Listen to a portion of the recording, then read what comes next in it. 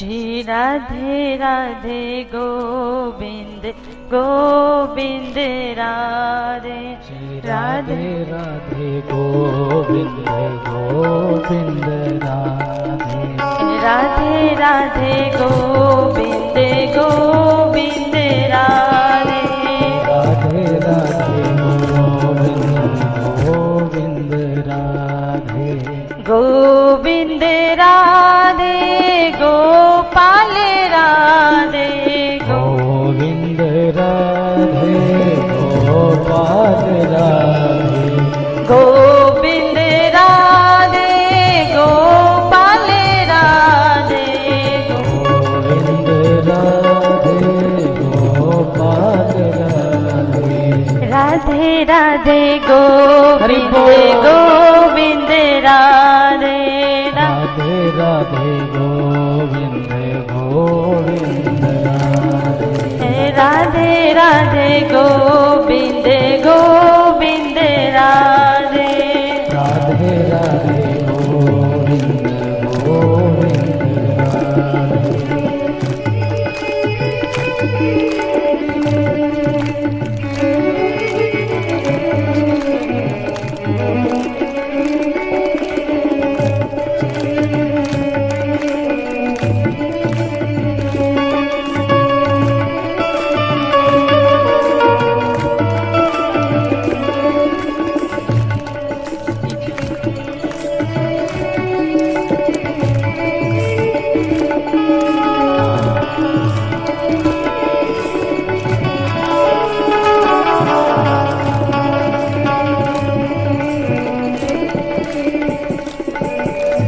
गोविंद राधे गोपाल राधे गोविंद राधे गोपाल राधे गोविंद राधे गोपाल राधे गोविंद राधे गोपाल राधे राधे राधे गोविंद गोविंद राधे राधे राधे गोविंद गोविंद राधे राधे राधे गोविंद गोविंद राधे राधे राधे गोविंद सभी बोलिए राधे गोविंद राधे गोपाल राधे गोविंद राधे गोपाल राधे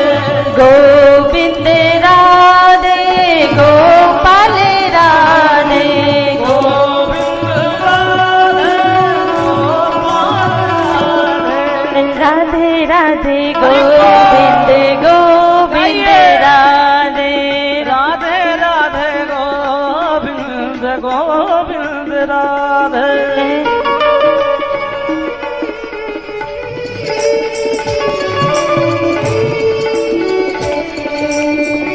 तालियों की सेवा के साथ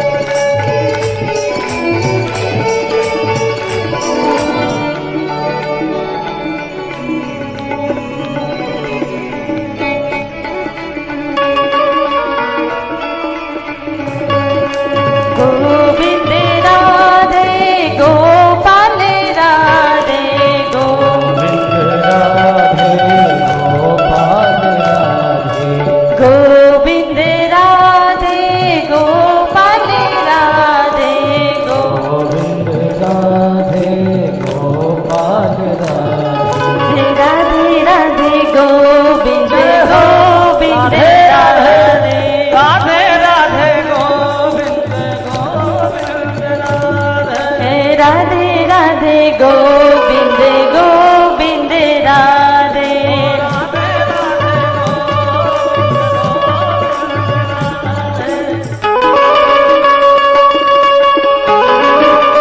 सभी लोग प्रेम के साथ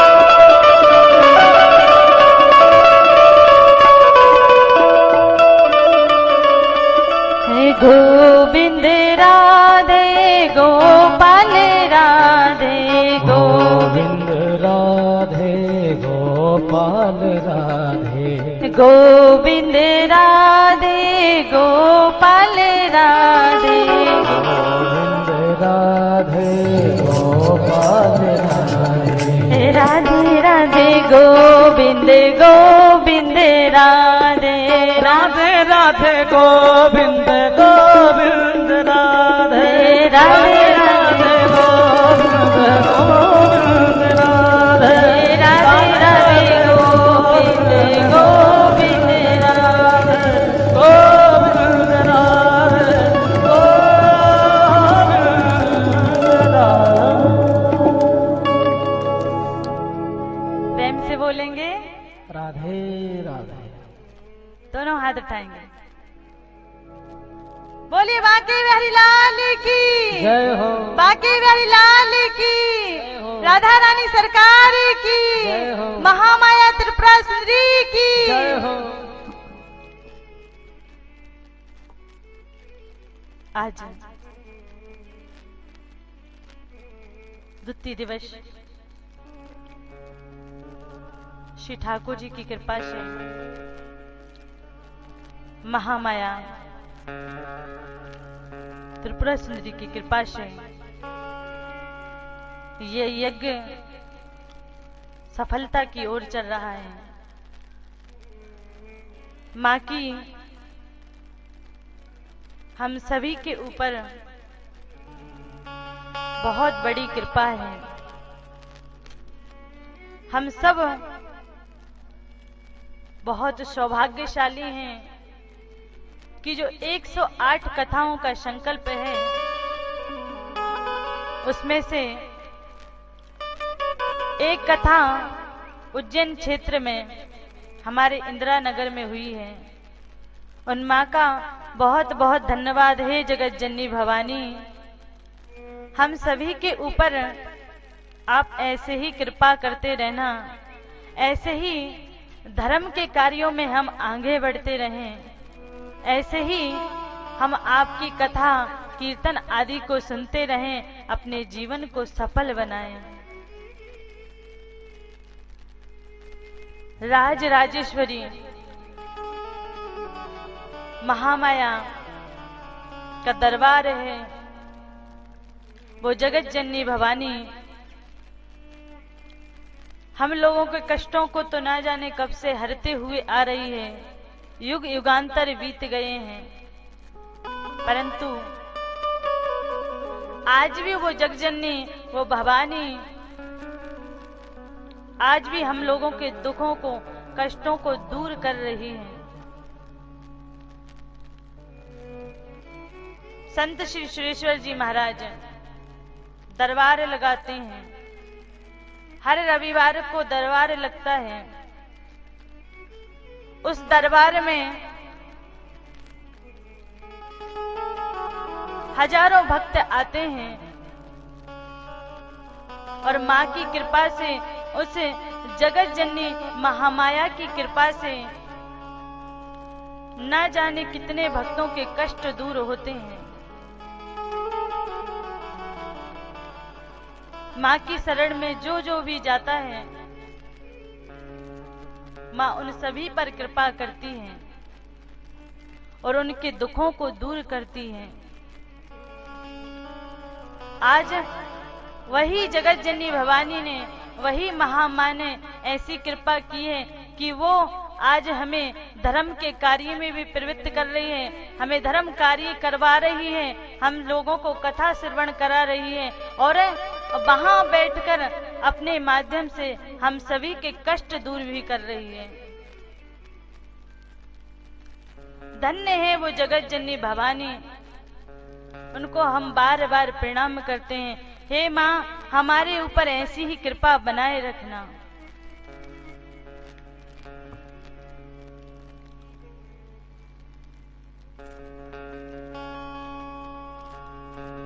हमने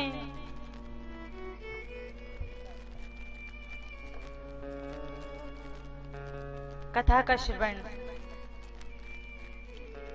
कल प्रथम दिन था, कल महात्मा को सुना। महात्मा में हमने भगवान ने कृपा की भक्ति देवी के ऊपर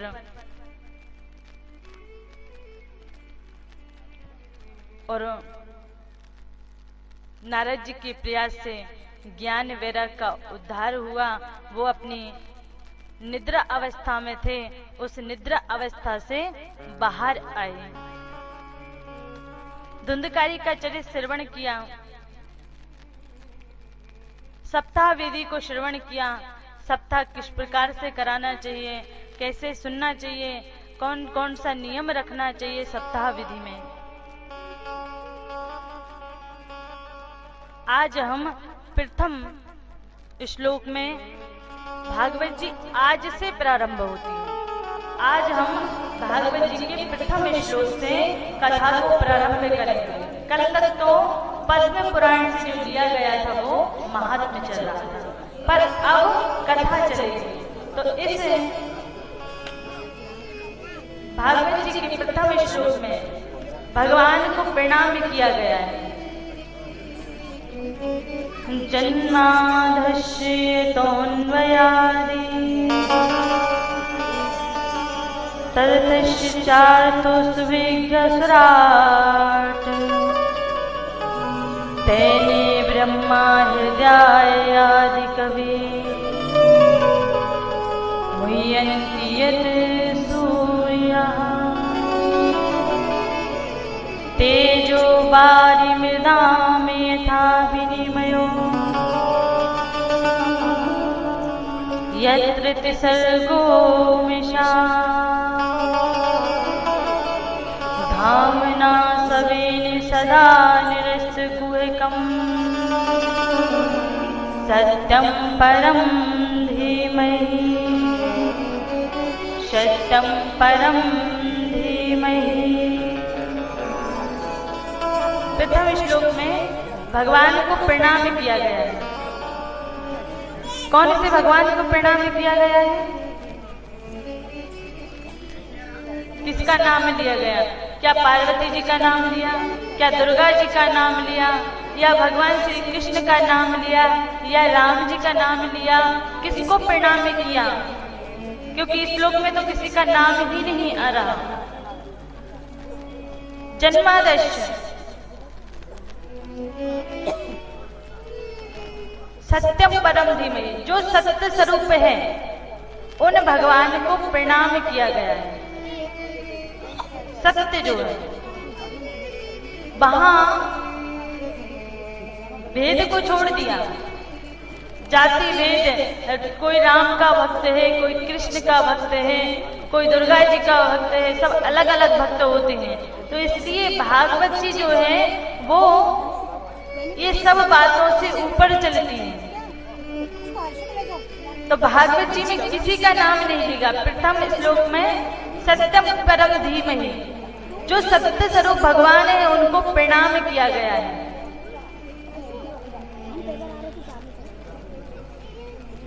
कौन से भगवान? जन्मादश्य, जिन्होंने जन्म लिया। कहाँ जन्म लिया? कारागृह में जन्म लिया।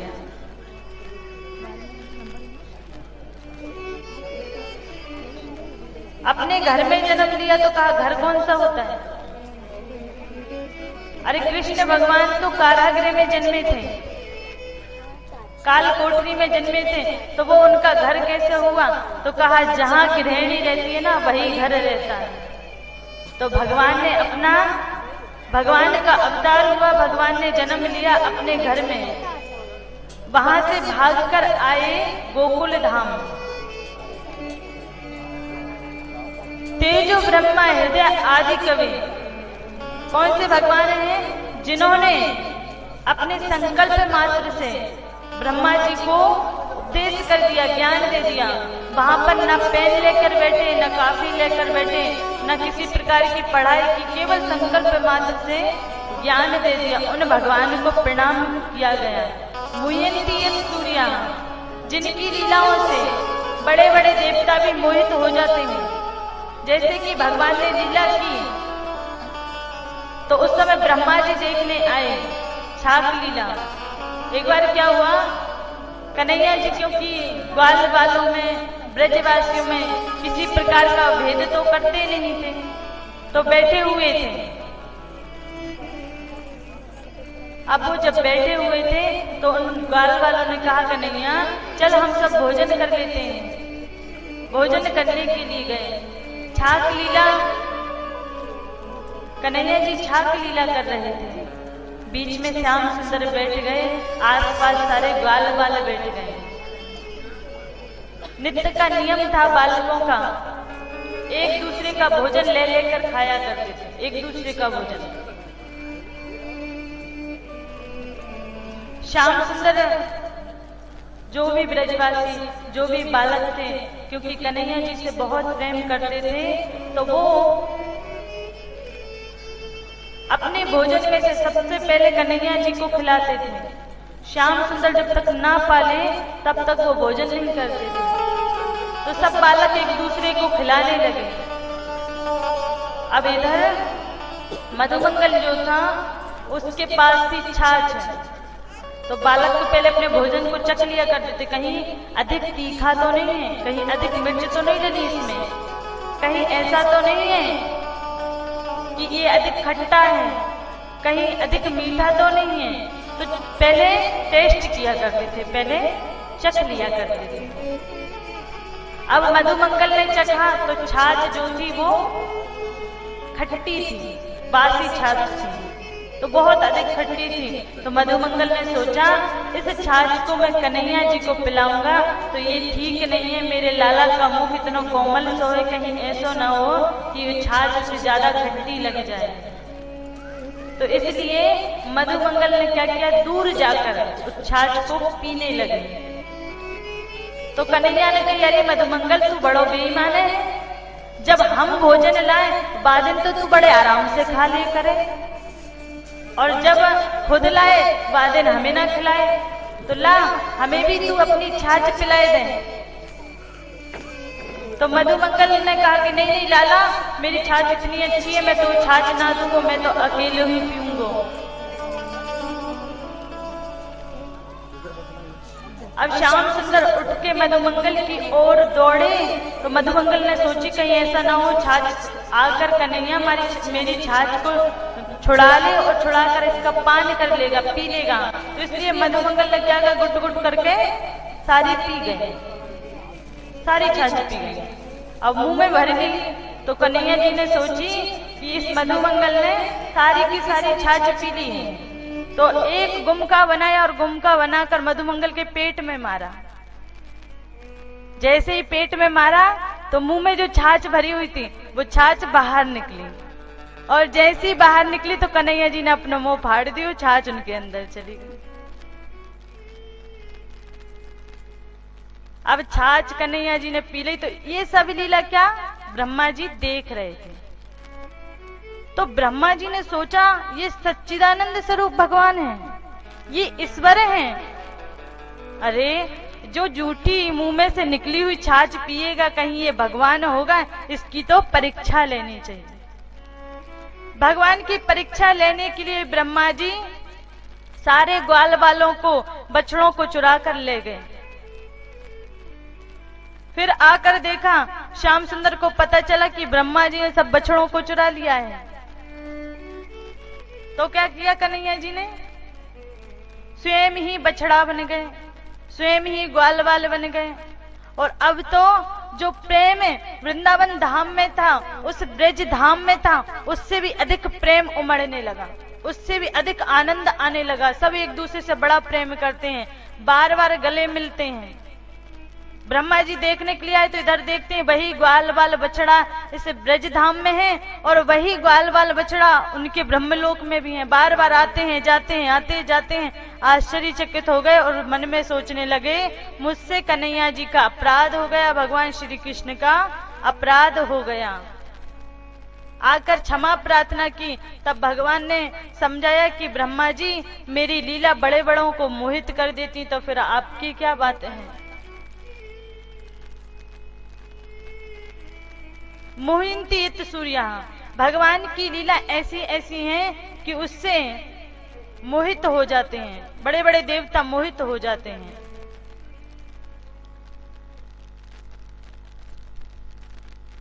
तेजो वारी मृधाम इता विनिमये। भगवान 3 स्थान पर रहे, तिसर्गो मिशाह 3 स्थान पर रहे। कहां कहां? एक तो गोकुल में श्री वृंदावन धाम में रास महाराज चोरी आदि की लीला की। दूसरा मथुरा लीला की और तीसरा द्वारिका लीला की। 3 स्थान पर भगवान ने लीला की, इसलिए तिसर्गो मिशा कहा गया। उन भगवान को हम प्रणाम करते हैं।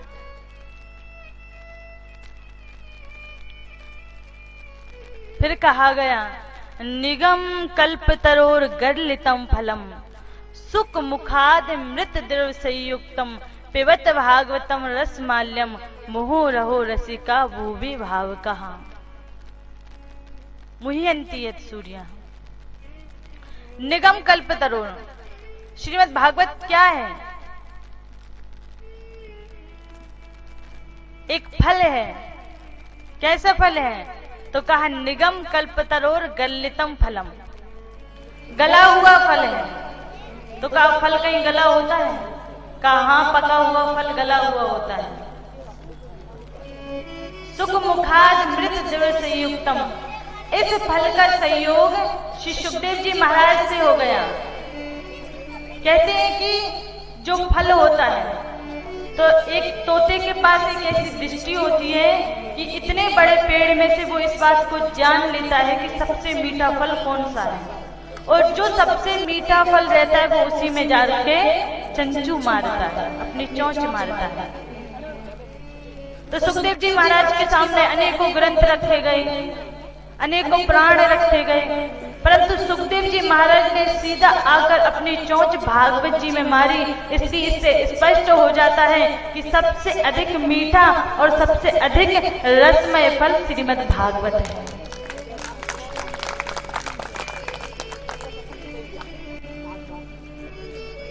द्रव संयुक्तम पिबत भागवतम रसमाल्यम। अब इस फल का क्या करें? तो भैया फल का क्या किया जाता है? फल को खाया जाता है। तो इसको खाओ। तो आपने तो कहा अभी अभी कि रसमय फल है। अब इस रसमय फल को खा कैसे सकते हैं? इसको तो पिया जाएगा। तो कहा कानों के द्वारा पियो, कानों के माध्यम से पियो। तो कहा ठीक है, हम पान कर लेते हैं, पर ये फल है तो इस फल में मुहु रसिका भूवि भाव का। कुछ फल होता है, जैसे आम होता है तो आम में क्या होता है? छिलका होता है, गुठली होती है, तो ये फेंकने योग्य होता है, क्योंकि रस तो हम पी लेते तो छिलका गुठली को फेंक दिया करते हैं। तो कहा कि भाई इसमें फिर कुछ फेंकने योग्य भी होगा। अब इतने सारे श्लोक हैं, 18,000 श्लोक हैं, तो इनमें से कुछ श्लोक ऐसे भी होंगे जो छोड़ना होगा। तो कहा नहीं, ये ऐसा रसमय फल है कि इसमें त्यागने योग्य कुछ भी नहीं है। पिबंती, बस पीते जाओ, इसमें छोड़ने योग्य कुछ भी नहीं, छोड़ नहीं सकते। सबको पियो, सब कुछ आनंददायक है, सब कुछ मीठा है और सब कुछ रसमय है। और सुखदेव जी महाराज के मुखारविंद लगने से ये और अधिक मीठा हो गया है और अधिक रसमय हो गया है।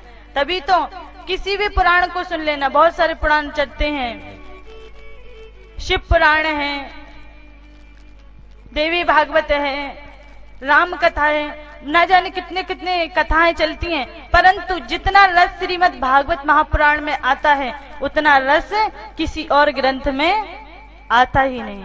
क्यों? क्योंकि सब वेदों का, सब उपनिषदों का, सब कुछ का सार श्रीमद् भागवत है, और श्रीमद् भागवत में जितना रस है उतना रस किसी चीज में है ही नहीं। भागवत में केवल मात्र आनंद ही आनंद है, रस ही रस है। सुखदेव जी के मुख लगने से और अधिक मीठी हो गई है। ये सुखदेव जी कौन है? अब ये सुखदेव जी कहां से आ गए? तो कहा कि एक बार श्री राधा रानी रो रही थी, श्री जी अपने गोलोक धाम में रो रही थी। अब वो तो ईश्वर हैं, भगवान हैं। श्री राधा रानी को क्या दुख हो गया, क्या तकलीफ हो गई जिसके कारण श्री किशोरी जी रो रही हैं? तो कन्हैया जी ने देखा कि किशोरी जी की आंखों से झरझर आंसू प्रवाहित हो रहे हैं। तो कन्हैया जी गए राधा रानी के पास और पूछने लगे, अरे किशोरी जी, हे राधा रानी, आपको क्या हो गया? किस बात का दुख है? किस बात की तकलीफ है? क्यों रो रही हैं? मैं अगर आपसे दूर होता तो आप रो रही होती तो मैं ठीक भी मानता कि अरे मेरा दुख है, मेरा विरह है, इस कारण से रो रही, पर आप तो, मैं तुम्हारे पास हूं फिर भी रो रही हूं। तो श्री राधा रानी ने कहा, कन्हैया जी, मुझे आपका विरह नहीं है, आपका दुख नहीं है, मुझे दुख इस बात का है कि जो संसार में जीव फंसे हुए हैं, इनका कल्याण कैसे हो, इनका उद्धार कैसे हो। वो राधा रानी देखो कितनी करुणामयी है, कितनी दयामयी है कि वो गोलोक धाम में बैठी हैं, आनंद में हैं, फिर भी हमारे लिए रो रही, हम जीवों के लिए रो रही हैं। तो देवी क्या करना चाहिए? राधा रानी कहती, अगर मेरी कथा कोई जाकर इनको सुनाए तो इनका कल्याण हो जाएगा। ये जो दुख सुख में फंसे हुए हैं, जो ना जाने कितनी बार कभी कीड़ा, कभी मकोड़ा, कभी ना जाने कैसे कैसे पशु पक्षी बनते रहते हैं, तो इनका कल्याण हो जाएगा अगर कोई मेरी कथा जाकर इनको सुनाएगा। वहीं पर श्री सुखदेव जी महाराज बैठे हुए थे। सुखदेव जी महाराज ने कहा, हे किशोरी जी, हे राधा रानी, अगर आपकी कथाओं को सुनकर इनका कल्याण हो सकता है, आपकी लीला सुनकर इनका कल्याण हो सकता है, तो मैं जाकर इनको कथा सुनाऊंगा। वही सुखदेव जी श्री राधा रानी की आज्ञा से एक तोता बने, तोता बनकर एक गुफा में बैठे हुए थे। और जब गुफा में बैठे हुए थे उसी समय एक बार नारद जी महाराज आए कैलाश पर्वत पे। अब देवी पार्वती जी वहां पर भोलेनाथ का भांग घोंट रही थी। तो जिस समय भांग घोंट रही थी तो उस समय नारद जी आए। पार्वती जी के सामने जैसे ही नारद जी आए वैसे ही पार्वती जी ने कहा, अरे नारद जी, आजकल आप आते जाते नहीं हो, क्या बातें हैं? आते रहा करो, आप आते हो तो अच्छा लगता है। नारद जी ने कहा, अरे देवी क्या बताएं, हमसे हर कोई ये बोलता है, हम जहां भी जाते हैं तो झगड़ा करवा देते हैं, इसलिए हमारा नाम रख दिया झगड़ालू बाबा जी। तो इसलिए हमने गृहस्थियों के यहाँ जाना बंद कर दिया, अब हम जाते नहीं गृहस्थियों के यहाँ, कम जाते हैं। तो पार्वती जी ने कहा, नहीं नहीं नारद जी, हमारे यहाँ ऐसा कुछ भी नहीं है, आप तो आते रहा करो। हमारे यहाँ जितना प्रेम है उतना प्रेम कहीं पर भी नहीं है। देखो, एक ही खूंटे से शेर बंधा हुआ है जो कि मेरा वाहन है, नंदी बंधा हुआ है जो कि भोलेनाथ का वाहन है, और देखो मेरे पुत्र का वाहन है, कार्तिक का वाहन है मोर, तो मोर भी यहीं खेल रहा है, और यहीं पर भोलेनाथ के गले में जो सांप पड़ा रहता है वो खेल रहा है, और यहीं पर चूहा खेल रहा है गणेश का वाहन। तो हम लोगों में देखो कैसा प्रेम है, क्योंकि मोर सबसे बड़ी शत्रु है सांप की। जहां भी अगर मोर को सांप दिख जाए तो मोर अपनी चोंच के द्वारा उस सांप को मार डालती है। और सांप का दुश्मन है चूहा। चूहा अगर बिल में भी चला जाए तो सांप जाकर उसे खा लेता है। परंतु हमारे यहाँ बड़ा प्रेम है, एक साथ खेल रहे हैं तीनों, शेर भी साथ है, नंदी भी साथ है, सब साथ साथ रहते हैं। हमारे जितना प्रेम कहीं पर भी नहीं है। तो नारद जी महाराज तो पॉइंट पकड़ने वाले और झगड़ा ना कर वाले, ऐसा तो हो ही नहीं सकता। तो पार्वती जी से कहा, हाँ हाँ सही कह रही देवी आप, आपके जहां जितना प्रेम है उतना प्रेम तो कहीं नहीं है। तो फिर प्रेम में कोई भी व्यक्ति अपनी गुप्त से गुप्त बात छुपाता नहीं, सब कुछ बता देता है, कोई बात नहीं छुपाई जाती प्रेम में। तो फिर आपको भोलेनाथ जी सारी बात बताते होंगे, तो पार्वती जी ने कहा, हाँ हाँ भोलेनाथ मुझे सब कुछ बताते हैं, कुछ भी नहीं छुपाते। अच्छा, तो फिर भोलेनाथ के गले में जो मुंडों की माला पड़ी है ये किसकी है, ये भी आपको बताया होगा, ये भी आपको पता होगा। अब पार्वती जी को तो पता नहीं था, कभी पूछा भी नहीं, और भोलेनाथ ने कभी बताया भी नहीं।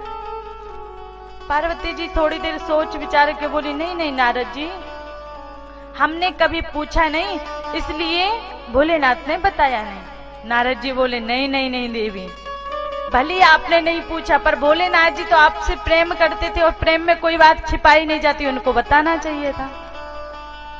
अब पार्वती जी बोले कि नहीं नहीं भोलेनाथ, भोलेनाथ से मैंने पूछा नहीं नारद जी, इसलिए बताया नहीं। वो बोले, बताया क्यों नहीं, आपसे प्रेम करते तो बताना चाहिए। अब पार्वती जी की, मैंने पूछा नहीं इसलिए नहीं बताया। भोलेनाथ, नारद जी बोले, भोलेनाथ ने बताया क्यों नहीं। अब थोड़ी देर में तो पार्वती जी ना ना करते करते आंख लाल हो गई उनकी, बहुत तेज गुस्से में आ गए। नारद जी समझ गए कि अब पार्वती जी को गुस्सा आ गया है, माता को गुस्सा आ गया है, तो माता को आराम से प्रणाम किया और निकल लिया। अब निकल लिया तो इधर भोलेनाथ जी की समाधि में थे लीन, तो आंख खोली। जैसे ही आंख खोली तो रोज तो क्या पार्वती जी बड़े प्रसन्नता के साथ बढ़िया भांग लेकर सामने चली जाती, खड़ी हो जाती, पर आज तो पार्वती जी टेढ़ी टेढ़ी देख रही हैं, लाल आंखें हैं, टेढ़ी टेढ़ी देख रही हैं। भोलेनाथ समझ गए जरूर कोई ना कोई बात है, तो बोलने के हिसाब से बोले, धीरे से बोले, गणेश और कार्तिक कहाँ हैं। तो पार्वती जी तो गुस्से में थी, तुम्हारे छोरों के पीछे मैं रात दिन घूमती रहूं क्या, मुझे क्या पता कहाँ है, जाकर ढूंढ लो। भोलेनाथ जी समझ गए बोली से कि अब तो। एक बार क्या हुआ, एक पति पत्नी जो थे वो हमेशा लड़ते रहा करते थे, हमेशा लड़ते रहते। तो एक संत के पास एक व्यक्ति गया और उसने जाकर कहा कि महाराज, हमारी पत्नी जब देखो तब हमसे लड़ती रहती है। तो कहा, ये बताओ तुमने तारीफ कब से नहीं की, जब से वो शादी करके आई तब से तारीफ की है कि नहीं पत्नी की। तो कहा, महाराज तारीफ तो करें, परंतु कब करें, वो दिन रात तो लड़ती है, टाइम भी तो मिले तारीफ करने का।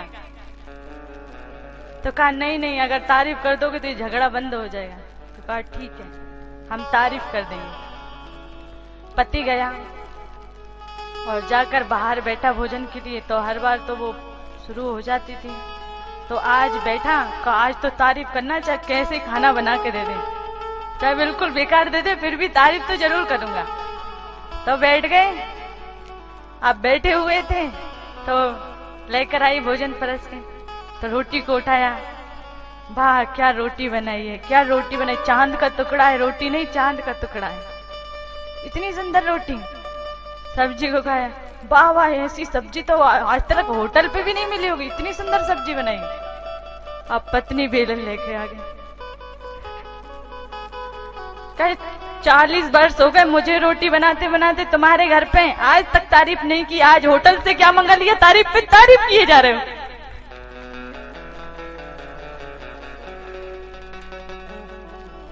मतलब उसने होटल से मंगाया था वो, तो उसने तारीफ कर दी। अब तारीफ भी सोच समझ के करना चाहिए, हर कभी तारीफ ठीक नहीं रहती। कि पत्नी बेलन लेके आ गई, तुम तारीफ पे, मैं 40 वर्ष से बनाई, तुमने आज तक मेरी तारीफ नहीं की, और आज तारीफ पे तारीफ, तारीफ पे तारीफ। तो क्रोध में आ जाती हैं। तो भोलेनाथ जी की पार्वती जी क्रोध में आ गई। अब वो टेढ़ी टेढ़ी देख रही। भोलेनाथ जी ने कहा, देवी क्या हो गया।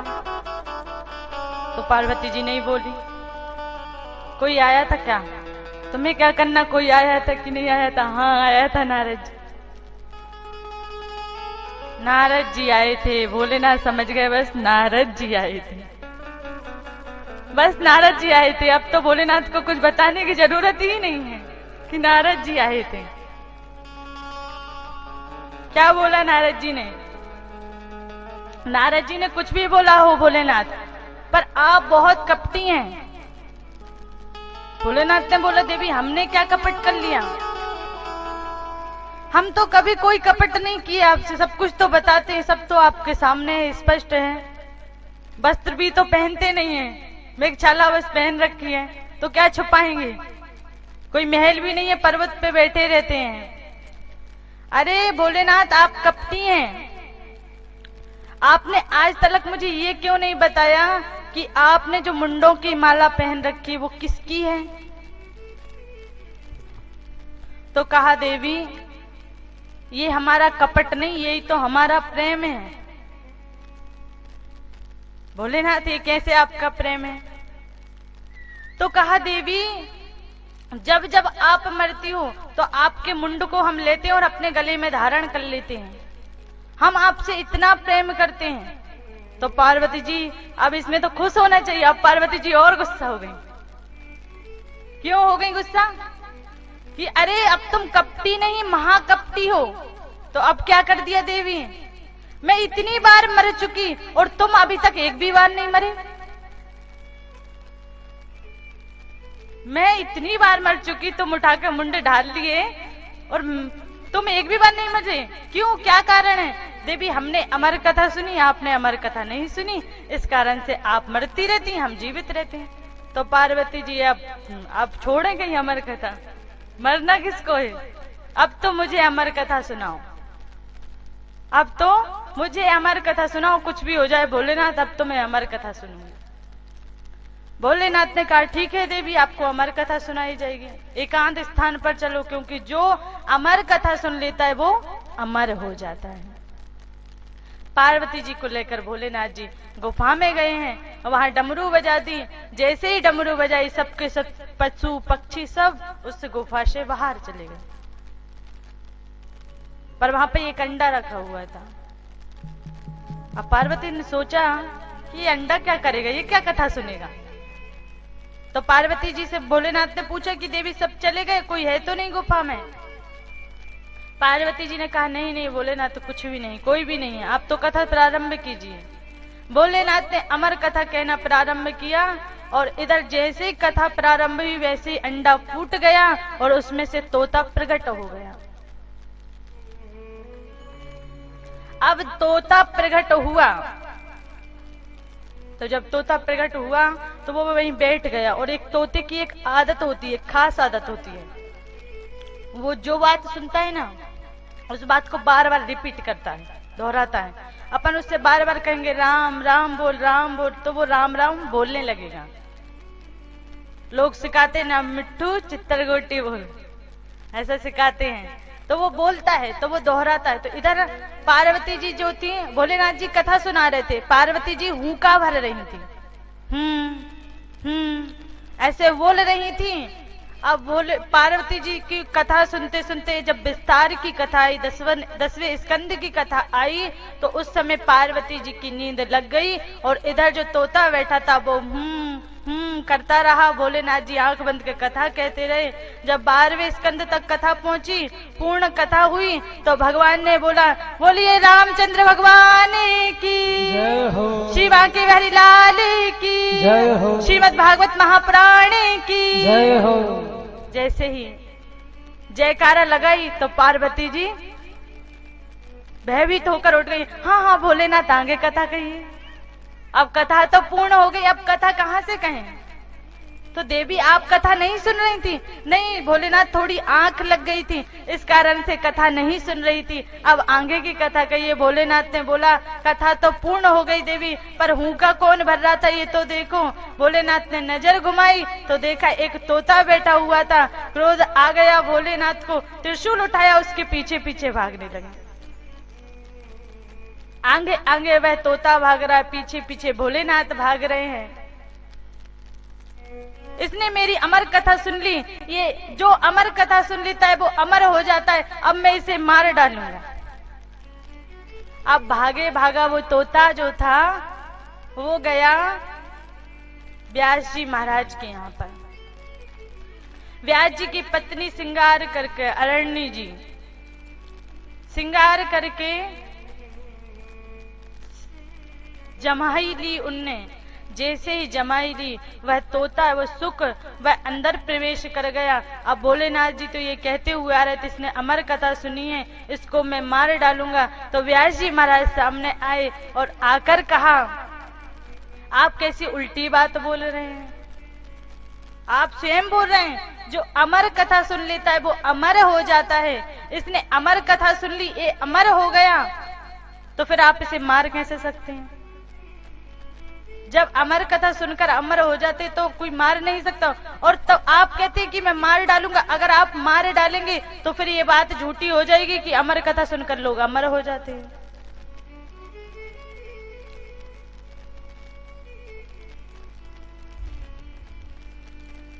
भोलेनाथ को श्री व्यास जी महाराज ने समझाया। भोलेनाथ जी वापस लौटकर चले गए। इधर 12 वर्ष तक सुखदेव जी महाराज बाहर नहीं आए, माता के गर्भ में ही रहे।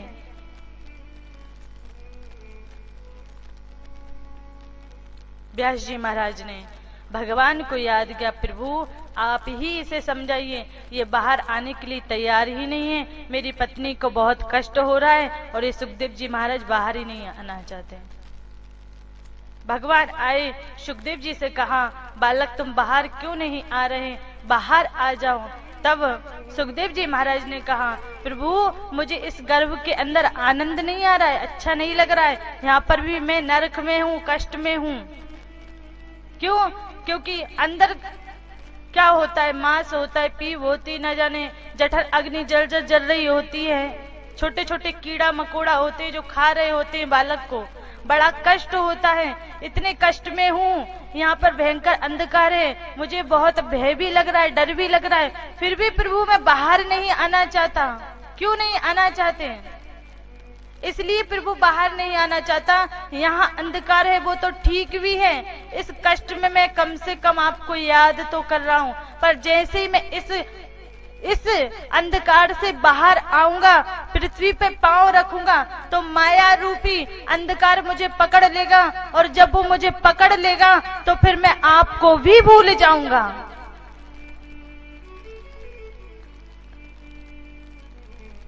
इस अंधकार से, ये गर्भ में तो थोड़ा अंधकार है प्रभु, पर इससे भयंकर अंधकार इस संसार में है।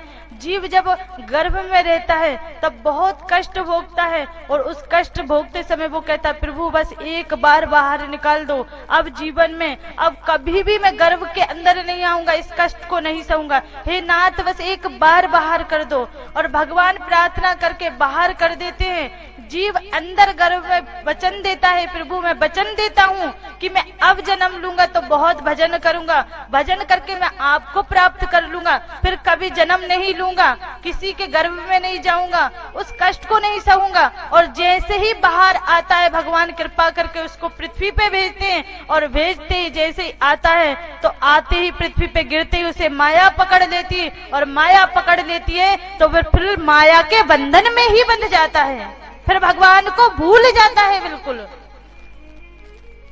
जो गर्भ में उसने वचन दिया था, उस गर्भ के वचन को वो बाहर आते से भूल जाता है। फिर कहता कौन से भगवान, कहाँ के भगवान, कैसे भगवान, कोई भगवान भगवान नहीं है। फिर अपने आप को सत्य मानता है, उस गर्भ में दिए हुए वचन को भी भूल जाता है। और फिर भी अगर भगवान कभी मंदिर पे एक नारियल लेकर चला जाए और भगवान काम ना करें, तो भगवान को इतनी बातें सुनाते हैं, इतनी बातें सुनाते हैं, जैसे कि ये इनके दाई जी हैं, इतनी बातें सुनाते हैं उनको।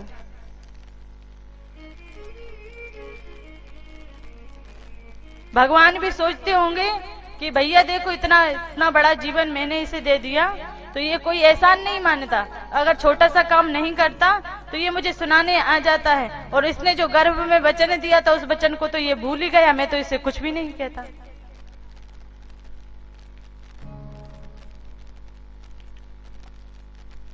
सुखदेव जी महाराज ने कह दिया, महाराज मैं बाहर नहीं आऊंगा, मुझे ये माया पकड़ लेगी। भगवान ने कहा, सुखदेव जी महाराज आप इतनी चिंता क्यों कर रहे हैं, अरे आप मुझे अपने मन में बसा कर इस पृथ्वी पर आइए। आपके द्वारा कही गई कथा तो इस संसार के जीवों को माया से दूर कर देगी, तो फिर मेरी माया आपको कैसे घेर सकती है। इसलिए आप मुझे हृदय में बसा कर बाहर आ जाइए। और सुखदेव जी महाराज इस प्रकार से भगवान के कहने पर भगवान को हृदय में रख के उनका अवतार हुआ है। बोलिए श्री सुखदेव जी महाराज की जय हो। सुखदेव जी महाराज के हृदय में सदैव ही भगवान विराजमान रहते हैं, और जिसके हृदय में भगवान विराजमान रहते हैं उसे माया कभी नहीं पकड़ सकती। इसलिए हमारे मन में, हमारे हृदय में हम सदैव भगवान को विराजमान करते रहें। मन के मंदिर में प्रभु को बसाना, बात हर एक के बस की नहीं है।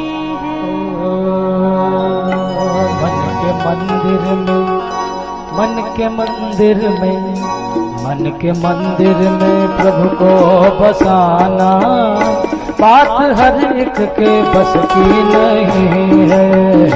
मन के मंदिर में प्रभु को बसाना, बात हर एक के बस की नहीं है। मन के मंदिर में प्रभु को बिठाना, बात हर एक के बस की नहीं है।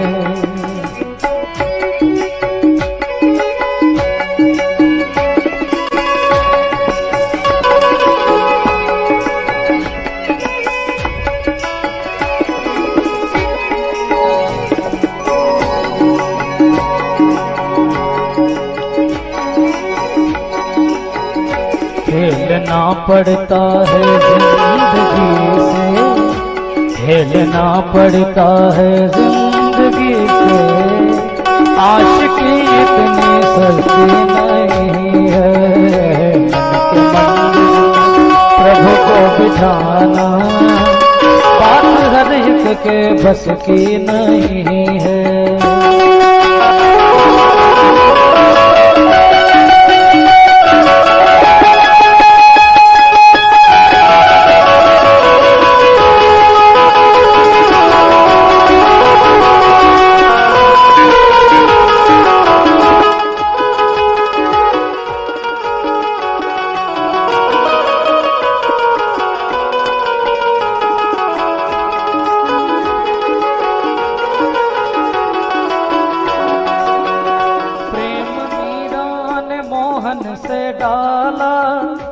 उसको पीना पड़ा विष का प्याला।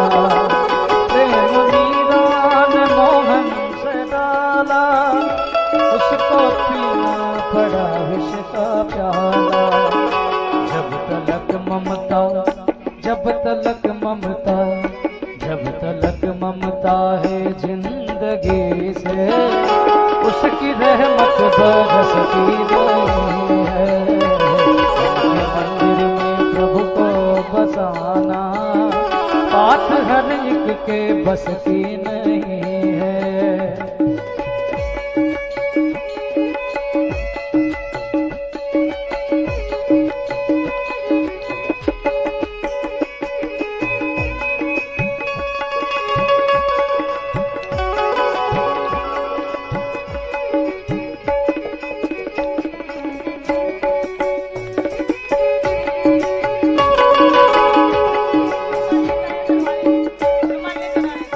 संत कहते हैं नागिन है माया, जिसने सारा जगत काट खाया। संत कहते हैं नागिन है माया, जिसने सारा जगत काट खाया। कृष्ण का नाम, ओ कृष्ण का नाम, कृष्ण का नाम है जिसके मन में, उसको नागिन डसती नहीं है। मन के मंदिर में प्रभु को बसाना, बात हर एक के बस की नहीं है।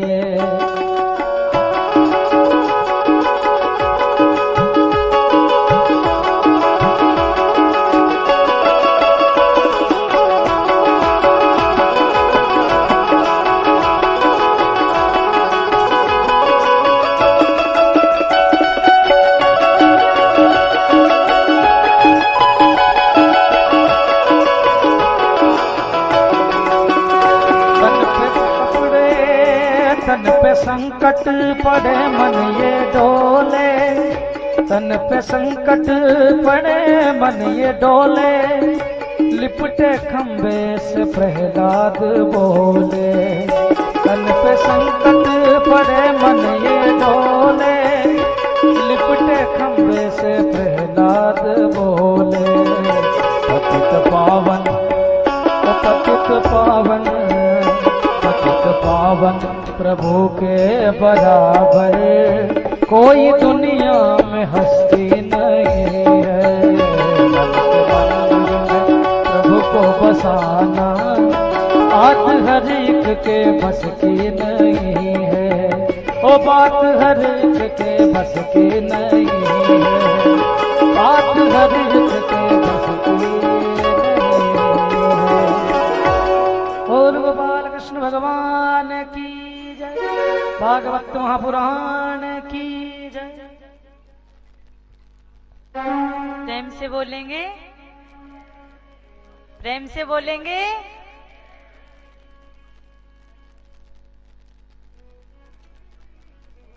श्री सुखदेव जी महाराज ने हृदय में भगवान को वशा कर जैसे ही जन्म लिया, वैसे ही वहां से धावंती अपी भाग गए। व्यास जी महाराज पीछे पीछे भागते रहे। सुख बेटा रुक जाओ, सुख बेटा रुक जाओ, परंतु श्री सुखदेव जी महाराज नहीं रुके, क्योंकि जानते थे अगर मैं रुक गया तो आज पिता के लाड़ दुलार में पड़ जाऊंगा, और अगर लाड़ दुलार में पड़ गया तो फिर उसके पश्चात मैं इस संसार की माया में फंस जाऊंगा, और माया में फंस गया तो फिर मैं कभी निकल नहीं पाऊंगा। इसलिए श्री सुखदेव जी महाराज वहां से चले गए। 24 अवतारों के बारे में बताया है। उसके पश्चात शौनक आदि ऋषियों ने सूत जी महाराज से एक प्रश्न किया है, महाराज श्रीमद् भागवत महापुराण का उद्घाटन कैसे हुआ, कैसे उत्पन्न हुई, कहां से आई? तब सूत जी महाराज कह रहे हैं, एक बार श्री नारद जी महाराज नदी के किनारे किनारे घूम रहे थे। उसी समय वहां व्यास जी महाराज बैठे हुए थे, बड़े खिन्न मन से, बड़े उदास मन से। नारद जी ने पूछा, महाराज क्या हुआ, क्यों उदास बैठे हो? आपने तो कई पुराणों की रचना की है, 18 पुराण बना दिए, फिर आप उदास क्यों हो, दुखी क्यों हो? तब व्यास जी महाराज ने कहा, नारद जी आप सही कह रहे हैं, मैंने सबके कल्याण का प्रयास किया, सबके कल्याण के लिए अनेकों अनेक पुराण बना दिए, पर ये बात मुझे समझ नहीं आती कि अरे इतना कुछ करने के पश्चात भी मेरा हृदय शांत नहीं हो रहा, मेरा मन शांत नहीं हो रहा, क्या कारण है इसका? नारद जी ने कहा, महाराज इसलिए आपका मन शांत नहीं क्योंकि आपने भले ही कितने ही पुराण बना दिए हों, परंतु जैसे आपको भगवान की सेवा पूजा करनी चाहिए, जैसे आपको भगवान के चरित्रों को लिखना चाहिए, वैसे आपने अभी तक नहीं लिखा है। आपने तो लोगों को धर्म बताते बताते अधर्म का मार्ग भी पकड़ा दिया है। कौन सा अधर्म का मार्ग? किसी पुराण में श्री व्यास जी महाराज ने ये लिख दिया कि बलि देना चाहिए, पर ये नहीं लिखा कि किस चीज की बलि देना चाहिए, ये बताना वो भूल गए। अब लोगों ने इसको ही उल्टा समझ लिया कि देवी देवताओं पर जाकर बलि देना चाहिए। वहां पर व्यास जी महाराज ने ये भाव प्रकट किया था कि अपने अहंकार की बलि देना चाहिए, अभिमान की बलि देना चाहिए, क्रोध की बलि देना चाहिए, पर ये लखना व्यास जी महाराज भूल गए। तो हम लोगों ने क्या समझ लिया कि हमें जीवों की हत्या करनी चाहिए, जीवों की बलि देना चाहिए।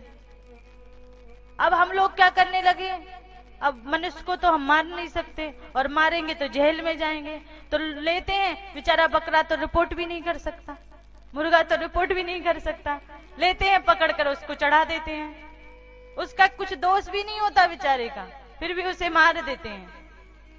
हिंसा करनी चाहिए, हिंसा नहीं करनी चाहिए। जो बलि की कहा है व्यास जी महाराज ने, वो बलि हमारे काम क्रोध लोभ के बलि को कहा है, ना कि किसी जीव की बलि को कहा है। हम लोग जो बलि देते हैं, हम सोचते हैं देवी देवता प्रसन्न हो जाते हैं। तो क्या ऐसा होता है कि किसी माँ के सामने उसके पुत्र को मारो और सोचो कि माँ प्रसन्न हो रही होगी? तो माँ प्रसन्न होगी कि क्रोधित हो जाएगी, गुस्सा हो जाएगी?